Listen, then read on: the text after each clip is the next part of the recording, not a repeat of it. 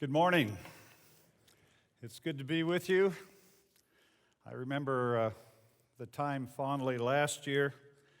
You'll have to excuse me if I pause after a sentence. I'm waiting for my translator.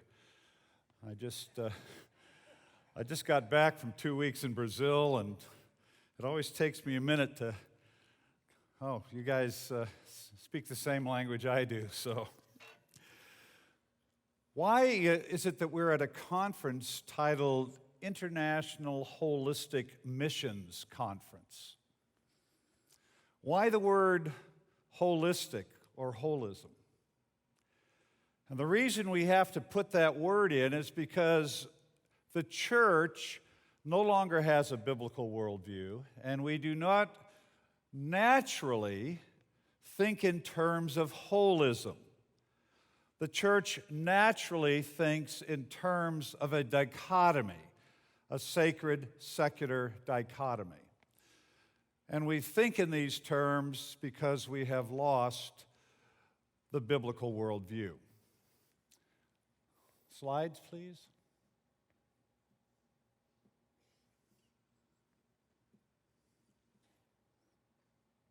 Next.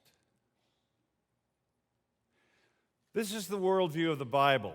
It's the worldview of the Old Testament and the New, and it's was the worldview of the church through much of history until about 120 years ago. Next.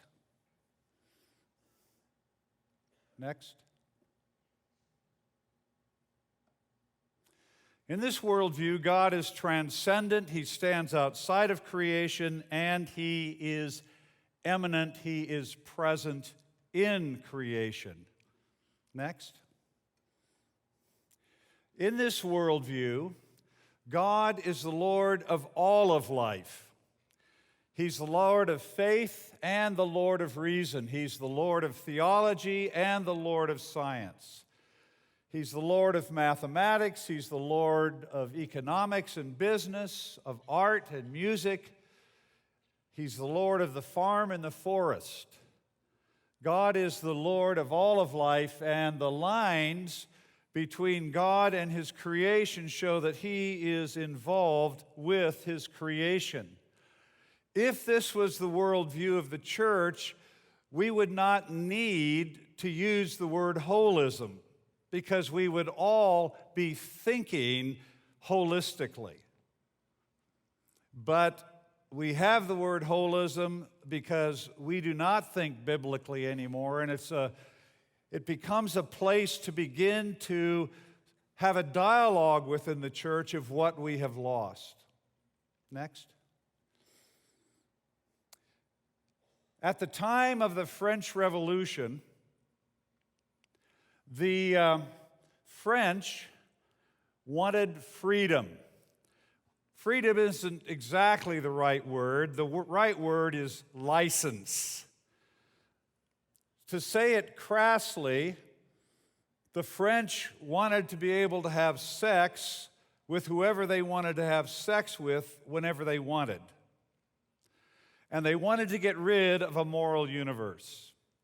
They kept God to explain how we got here, but what did they get rid of?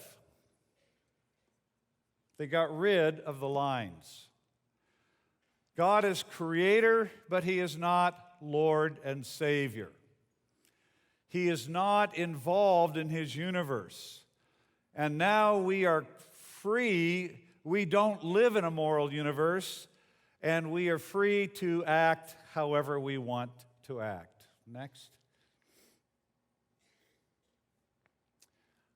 This worldview, the deistic worldview that came out of the French Revolution, did not last very long, but it gave way to the worldview we have today. This is the secular worldview. You could call it the atheistic worldview, the materialistic worldview. There's a number of different names for it, but in this worldview, nature exists and the spiritual realm is not existent. This is the worldview promoted by Darwinism, or as I call it, evolutionism. Evolution is not so much biology as it is an ideology. And here in this country, around the world, this is the worldview that is being propagated at this moment in history. It's the air that we breathe. When I went to L'Abri many years ago, the man whose home I was hosted in was Udo Mittelman. And one night he said, "You know, Darrow, Christianity is true even if you don't believe it." And I was shocked. I'd been discipled in Campus Crusade, Young Life. I'd been to seminary, and everywhere I had been within the church, I had been told Christianity was true because I believed it. And here is a man telling me it is true even if I don't believe it. I didn't sleep for 2 nights. What is this man saying? And I finally realized that what he was saying was that Christianity was true even if no one in the world believes.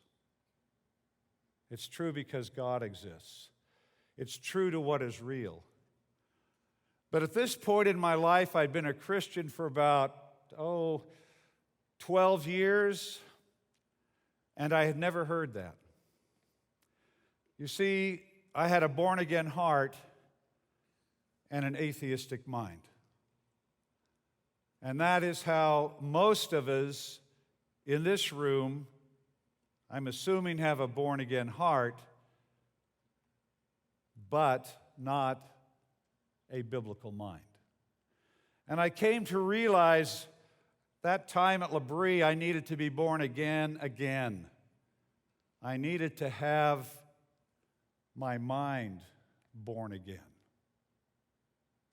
So this is the worldview that dominates the modern world, and as Western education spreads, it's increasingly the worldview in Asia, the Americas, Africa.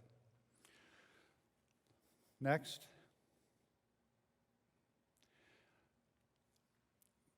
But the church, at the time of the advancement of secularism, did not defend biblical theism.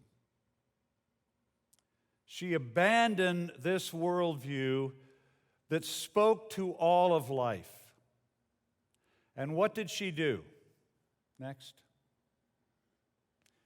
She acted like the ostrich. She stuck her head in the sand. We all know the ostrich. It's a big bird. It's strong, but very dumb. Lives in Africa. It grazes in the plains of Africa. And when it sees a lion, it runs away from the lion until it finds a hole in the ground. And when it finds a hole in the ground, the ostrich sticks its head in the hole, and guess what? The lion disappears. Well, it does. And then the next thing you know, the ostrich disappears, but for a different reason. The lion has lunch. And 120 years ago, as secularism was sweeping through Europe, sweeping through the universities, sweeping into the theological institutions that were training pastors and theologians, because it swept into seminaries and graduate schools of theology. As this new worldview swept through Europe and into North America, the leadership of the church stuck their heads in the ground. Next. Next. And they had 2 responses to secularism. The first response was to accommodate it. They embraced this worldview and began to change everything about the church based on a naturalistic worldview. What is the gospel? What is the Bible? What is the church? What is the role of the church in society? What does it mean to be a Christian? All began to be defined in this naturalistic way. And this group of people have been known as liberals. It's many of the old line denominations. It is through this channel that liberation theology has come and the social gospel has come.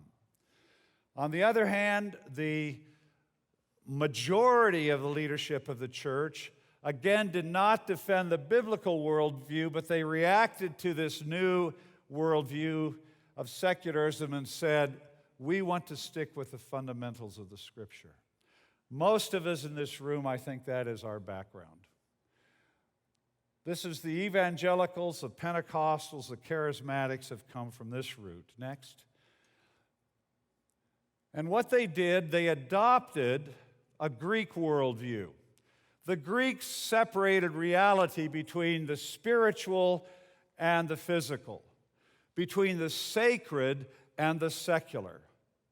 And the church accepted this dichotomy and began to recategorize things. What are the things that are spiritual and what are the things that are secular?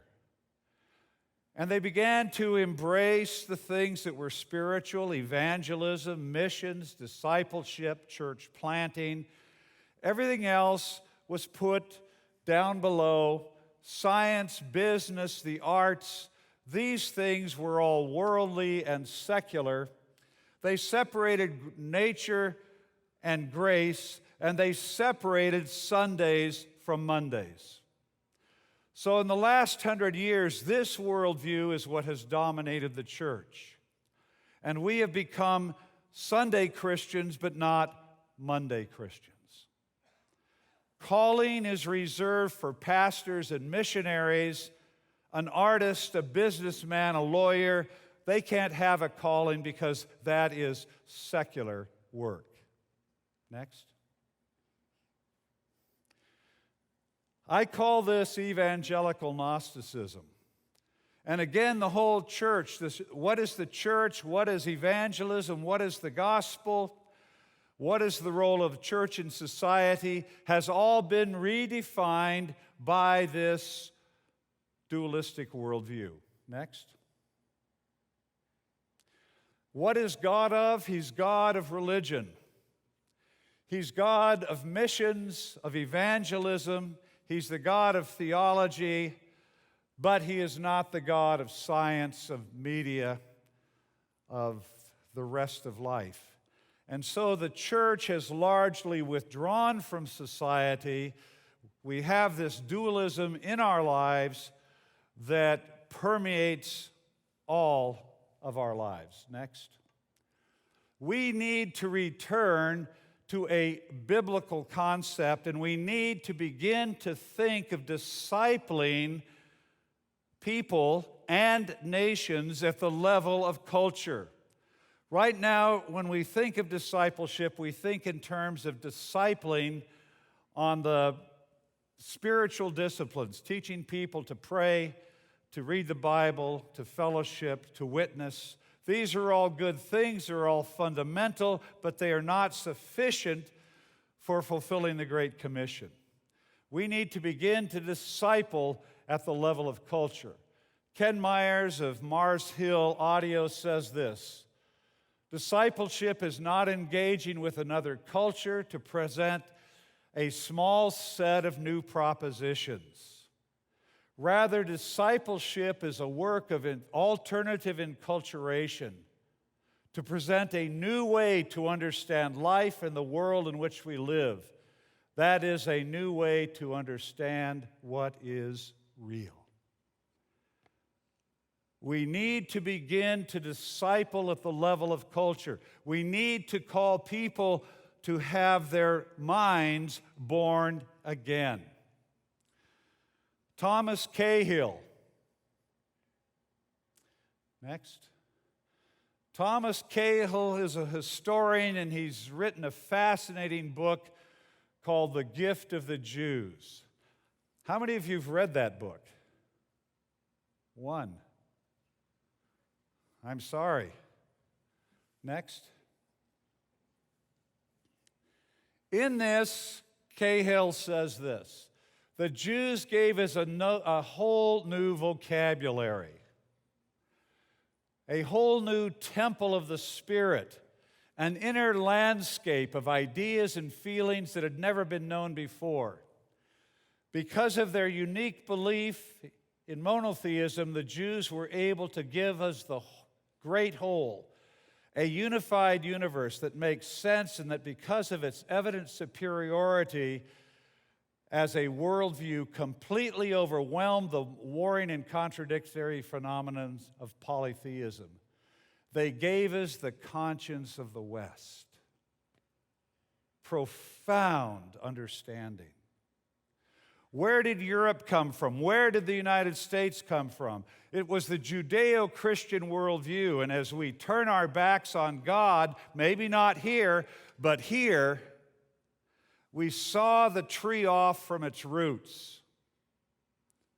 And this is what we are faced with today. Next. The Jews gave us the outside and the inside, our outlook and our inner life. They moved the world from animism, local tribal deities, to the worship of the one God who created the universe. And this changed everything. We are seeing, as the biblical worldview has been lost in the church, as the church has lost Europe, as the church is losing the United States, we are seeing a return of pagan ideas that will not create a free and prospering world.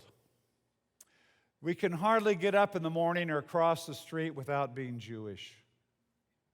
We dream Jewish dreams and hope Jewish hopes. Most of our best words, in fact, new, adventure, surprise, unique, individual, person, vocation, time, history, future, freedom, progress, spirit, faith, hope, justice, are the gifts of the Jews. And we will lose these words because the modern world and the postmodern world does not have a worldview sufficiently to support these. We are watching in our own country the redefinition of the word marriage right in front of our eyes. And we're thinking, even Christians are thinking, doesn't mean much. And young Christians, millennials, most of them have agreed with the coming of this worldview of neo-paganism. They don't think of it that way, but coming into the arena of life. Last quote. This from Leslie Newbegin: a preaching of the gospel that calls men and women to accept Jesus as their Savior, but does not make it clear that discipleship means a commitment to a vision of society radically different from that which controls our public life today, must be considered as false. We cannot lead people to Christ and then not see a social transformation of society. These things are meant to go together. Now, I'd like to end with probably the best video that I have seen. It's a little 2-minute video that is the best thing that I've seen to challenge and overturn the dualism that we see in the church today. Okay?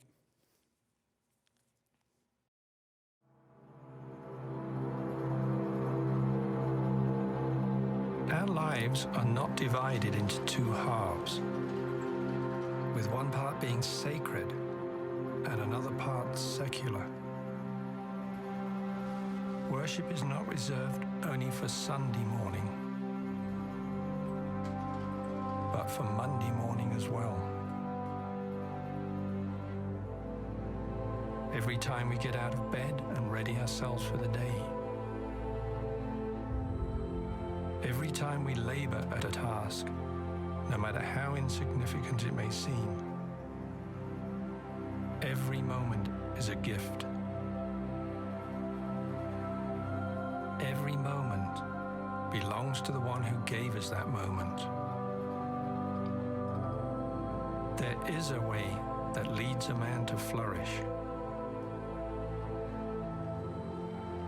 It is freedom.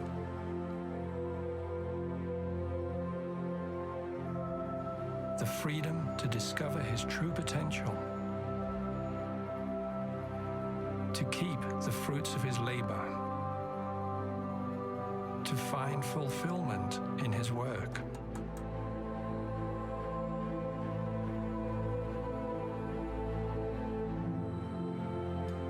These freedoms are the right of every person, because they come woven into the God-given dignity of every person. Where they exist, societies and people flourish.